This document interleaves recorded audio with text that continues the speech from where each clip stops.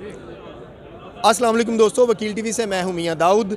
आज काफ़ी दिनों के बाद व्लॉग कर रहा हूं वकील टीवी के ऊपर, क्योंकि हमारे लाहौर प्रेस क्लब के इंतखाबात हो रहे हैं। मैं चूँकि मीडिया से वाबस्ता रहा हूं तो बहुत सारी दोस्तियां हैं सहाफ़ियों में मीडिया के अंदर, और ये लाहौर प्रेस क्लब के इंतखाबात जो हैं ये बहुत बड़ा मेला होता है। यहाँ पर आपकी बहुत सारे दोस्तों से, सीनियर्स से मुलाकात हो जाती है। तो यहीं पर हमारे साथ मौजूद हैं नवीद चोई साहब। आप सिटी 42 मीडिया के ग्रुप एडिटर हैं, चैनल 24, डेली सिटी 42 और सिटी 42 के जो बाकी चैनल्स हैं, इनकी मौजूदगी का फ़ायदा उठाते हुए आजकल पाकिस्तान की सियासत में एक बड़ा अजीबोगरीब किस्म की ना बात चल रही है। जैसे कि नवाज शरीफ साहब ने कह दिया कि वो वापस आ रहे हैं, और पता नहीं वो आ रहे हैं या नहीं आ रहे, लेकिन तहरीक इंसाफ का जो रद्द-ए-अमल है, या आप कह लें अवामी ज़ुबान में कह लें कि तहरीक इंसाफ की जो चीखें हैं वो बता रही हैं कि वो वाकई वापस आ रहे हैं। तो इस बात में क्या हकीकत है सियासी तौर के ऊपर, और उसके बाद तहरीक इंसाफ के ऊपर भी बात करेंगे। नवीद चोई साहब, ये नवाज शरीफ साहब वापस आ रहे हैं या नहीं वापस आ रहे? देखें, जब तक हमें ये ना पता चले कि इस सारे मामले में ग्रांटर कौन है, उस वक्त तक हतमी तौर पर कुछ नहीं किया जा सकता। लेकिन ये बात बिल्कुल दुरुस्त है कि राब्ते हुए हैं। नवाज शरीफ साहब ने जो बात की है, राब्तों की बात की है, और इमरान खान साहब जिस परेशानी का इजहार कर रहे हैं वो भी उन्हीं राब्तों के हवाले से है। तो राब्ते मौजूद हैं। ग्रांटर कौन है, जब उसके हवाले से कुछ तफसीलात सामने आएंगी तो फिर हम समझेंगे कि मामला में चोर हुआ। अच्छा चोई साहब, नवाज शरीफ साहब वापस आते हैं तो वो इस वक्त प्रोक्लेम ऑफेंडर हैं, उनकी अपील है, उनकी ज़मानत कैंसिल हो चुकी है क्योंकि उनकी अपील पेंडिंग थी इस्लामाबाद हाई कोर्ट में। तो अगर वो वापस आएंगे तो वो फिर गिरफ़्तार हो जाएंगे। तो अगर वो वापस आते हैं और गिरफ़्तारी दे देते हैं तो ये तो फिर वही सूरत हाल नहीं बन जाएगी कि ये इलेक्शन स्टंट है, वापस आ रहे हैं। तो फिर ग्रांटर जो अगर मौजूद हुआ तो वो अदालती मुकदमात का क्या करेगा? अदालती मुकदमात हमने पहले भी देखे थे जनरल मुशर्रफ साहब के दौर में, जब 25 साल कैद की सज़ा सुनाई गई, नाहली की सज़ाएँ सुनाई गई, और भी बहुत सारे केसेस थे, काफ़ी सारे, वो सारे ख़त्म हो गए थे। तो आप देखें कि सुप्रीम कोर्ट बार एसोसिएशन, जो पाकिस्तान का सबसे बड़ा वकला का इदारा है, वो खुद इस हवाले से एक दरख्वास्त तैयार करके दायर करने वाला है। ये बेईमानी नहीं है। पाकिस्तान के बेहतरीन कानूनी दिमाग उसमें मौजूद हैं, और पाकिस्तान की अदालतों के बारे में आप माशाल्लाह प्रैक्टिसिंग लॉयर हैं, आप जानते हैं कि यहाँ कुछ भी हो सकता है।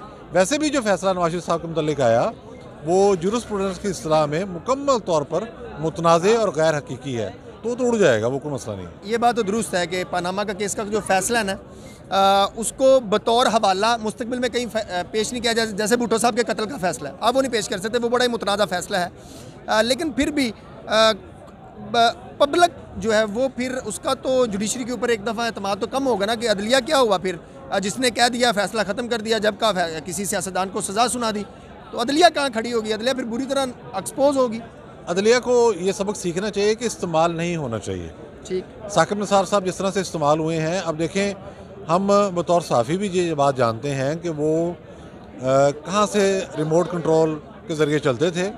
हत्ता कि उनके जो डायलॉग होते थे, जिस तरह से बहुत सारे एंकर ऐसे हैं जिनके जो व्हाट्सएप आता है वही बोल देते हैं। तो साकिब निसार साहब अपने दौर के अंदर डायलॉग भी वो बोलते रहे जो उन्हें व्हाट्सएप पर मिलते थे, और जो उनका नाम रखा गया था, धारा यहाँ बोलना मुनासिब नहीं है, उनको मतलब कहा ही जाता था ठीक ठीक कि वो जज कम है और हवलदार ज़्यादा है। बिल्कुल तो मामला ऐसे ही था, सीधी सी बात है। और उसके अलावा भी जजों ने जो कुछ किया वो आपके सामने है, और जो कुछ करते आए हैं वो बहुत ही अजीबोगरीब हकीकत है। रात 12 बजे आप हनीफ अब्बासी को सज़ा सुना रहे हैं, ये क्या तमाशा?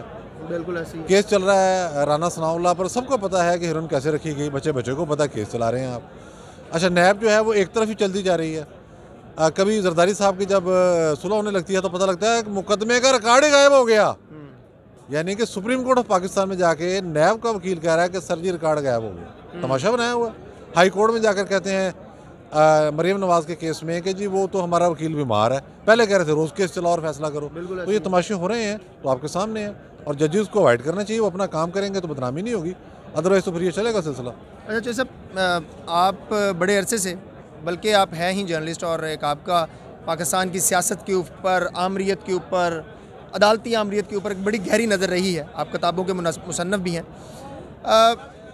PMLN की हद तक सिर्फ बात करें, अगर नवाज शरीफ साहब वापस आते हैं तो क्या एक मरतबा फिर उनका भाई शहबाज शरीफ जो है वो रीगल चौक क्रॉस नहीं कर सकेगा, एयरपोर्ट पर नहीं पहुंच सकेगा? क्योंकि ये माजी का रिकॉर्ड है, इस हक़ाइक़ को, हिस्से हकीकत को हम कोई भी झुटला नहीं सकता कि शहबाज शरीफ एयरपोर्ट पर नहीं पहुंच सका था। तो क्या फिर कहीं ऐसा तो नहीं होगा कि PMLN के वर्कर के साथ धोखा होगा और उनकी क़यादत ही एयरपोर्ट पर नहीं पहुंच सकेगी नवाज शरीफ के साथ इज़हार यकजहती के लिए, अगर वो गिरफ्तार होते हैं तो? बिल्कुल ये चीज़ नोट की गई थी कि उस दिन पब्लिक निकल आई थी जी। और बहुत दूर दूर से लोग KP के से भी लोग आ गए थे और पंजाब के देहातों शहरों से लोग आ गए थे, वो आगे नहीं गए।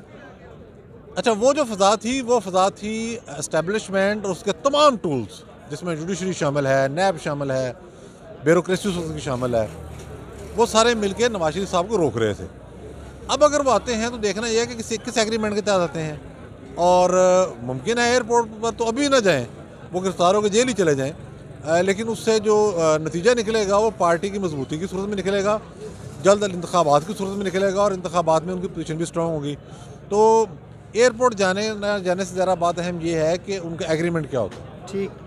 अच्छा चौधरी साहब, एक और बड़ी डेवलपमेंट पाकिस्तान की करंट अफेयर्स में चल रही है कि तहरीक इंसाफ को बदतरीन शिकस्त हुई KPK के अंदर। 10 साल से उन्होंने KPK को यूरोप बनाया हुआ था, वो KPK वालों ने बता दिया कि भाई ये आपने कराची से भी बदतरीन सूरत हाल कर दी, उन्होंने रिजेक्ट कर दिया PTI को।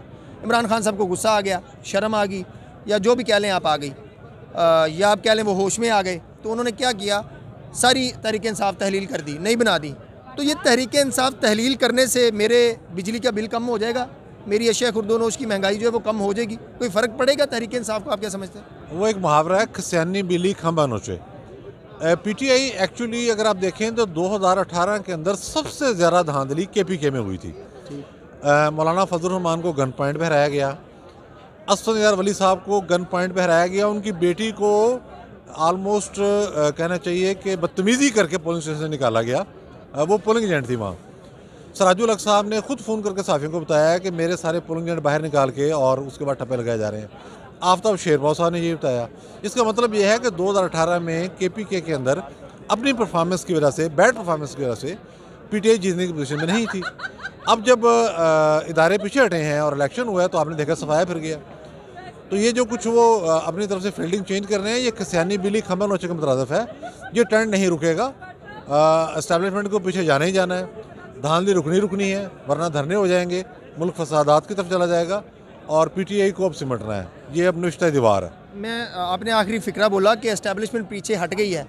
पाकिस्तान के तमाम सियासतदान जो हैं, जो सीनियर सियासतदान हैं, वो इस बात पे यकीन रखते हैं और इस दफ़ा ये बातें हम सोशल मीडिया के ऊपर देख भी रहे हैं कि ये जो बात एक नैरेटिव फैलाया जा रहा है ना कि एस्टेब्लिशमेंट पीछे हट रही है, ये धोखा है। एस्टेब्लिशमेंट फिर सियासतदानों के साथ धोखा करेगी। तारीख गवाह है कि एस्टेब्लिशमेंट ने हमेशा सियासतदानों को एतमाद में लेके उनके साथ धोखा ही किया है। तो ये कैसे बात मान लें कि एस्टेब्लिशमेंट पीछे हट रही है, उसकी वजह से तहरीक इंसाफ हारी है? हम ये क्यों नहीं मानते कि अवाम ने रिएक्ट किया है तहरीक इंसाफ के खिलाफ? जी, बुनियादी तौर पर एस्टेब्लिशमेंट भी उस वक्त पीछे हटती है जब वो देखती है कि दबाव उनके ऊपर आ रहा है। अदरवाइज उन्हें क्या, आप और मैं भूखे मर रहे हैं तो कोई मसला नहीं है, लॉ एंड ऑर्डर की बदतरीन सूरत हाल कोई मसला नहीं है, लाहौर और कराची में कूड़े के ढेर लगे हुए, उन्हें क्या, उनका कोई मसला नहीं है। वो देखते हैं कि मामला हम पर तो नहीं आ रहा। अब आप देखें कि जो कुछ अफगान बॉर्डर पे तमाशा हुआ, जिसकी खबरें बाद में आई, वो तमाशा बन गया ना, तमाशा वो तारे छीन के ले गए आपसे, कमाल हो गया। अच्छा, इंडिया ने SU-400 लगा दी है बॉर्डर पर मिसाइल सिस्टम, और यहाँ पाकिस्तान के अंदर जो आलम है वो सारे महकमे बैठ गए हैं। अब तनकीद इमरान खान पर तो कोई करता ही नहीं है, उन पर जा रही है। एस्टेब्लिशमेंट बिल्कुल पीछे नहीं हटती। एस्टेब्लिशमेंट को अवामी मामला से बिल्कुल कोई दिलचस्पी और हमदर्दी नहीं है, बिल्कुल नहीं है। उनके अगर मामला चल रहे हैं तो बाकी सारा मुल्क जाए जहाँ मर्जी। अब मामला ये है कि शायद महसूस किया जा रहा है कि हिद्दत वहाँ तक आ रही है, तो उन्होंने सोचा है हम अपने आप को थोड़ा सा न्यूट्रल करें। अगर नहीं करेंगे, जैसे KPK में ना करते, तो मैं आपको वसूख से कहता हूँ कि वहाँ धरने शुरू हो जाने थे और एक बहुत बड़ी एहतजाजी मुहिम चल सकती थी। फजल रहमान साहब तो पहले दिन से तैयार हैं, अगर भागे हैं तो पीपल्स पार्टी भागी है तो नून लीग भागी है। वो फजल रहमान साहब ने तो धरना देने से कभी इनकार नहीं किया। वो तो बार बार कह रहे हैं कि एस्टेब्लिशमेंट को भी सेटल करने के लिए हमें सड़कों पर आना पड़ेगा। तो एस्टेब्लिशमेंट फील कर रही है, ये बज़ाहिर एहसास हो रहा है हमें।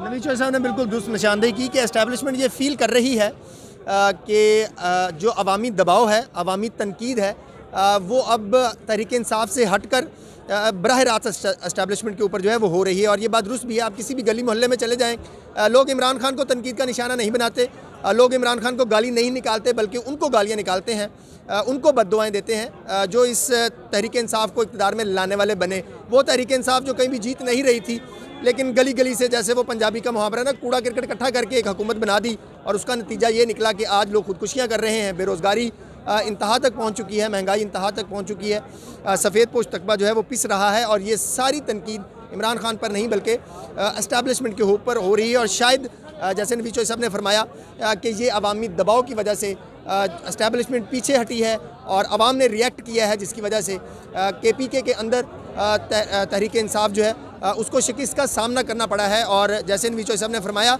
कि तंजीमें तहलील करने की वजह से PTI जो है वो कामयाब नहीं होगी। ये खसियानी बिल्ली खंबा नोचने वाला जो है वो एक रद्द-ए-अमल था। इलेक्शन के अंदर और बल्दियाती इंतखाबात के अंदर खुसूसन अवाम जो है वो बड़ा भरपूर बदला लेने का इरादा रखती है तहरीक इंसाफ से। अगले व्लॉग तक के लिए इजाज़त दीजिए। पाकिस्तान जिंदाबाद।